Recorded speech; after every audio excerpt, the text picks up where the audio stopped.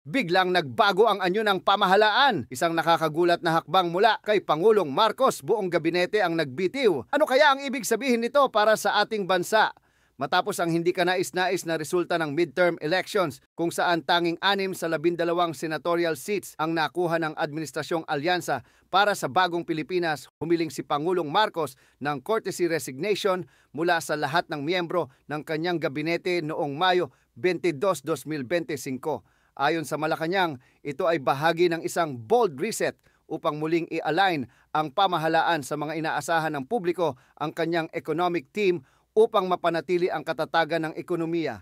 Samantala, pinalitan si Foreign Affairs Secretary Enrique Manalo ni Undersecretary Teresa Lazaro habang ang Environment Secretary ay pinalitan ng Energy Secretary. Ang hakbang na ito ay kasabay ng lumalalang tensyon sa pagitan ni Marcos at pangalawang Pangulo Sara Duterte na nagbitiw sa kanyang cabinet post noong Hunyo 2024. Palatandaan ba ito ng pagbabago o ng krisis sa pamahalaan? Ibahagi ang iyong opinyon sa comments. Huwag kalimutang i-like at i-share ang video na ito para sa mas malawak na diskusyon.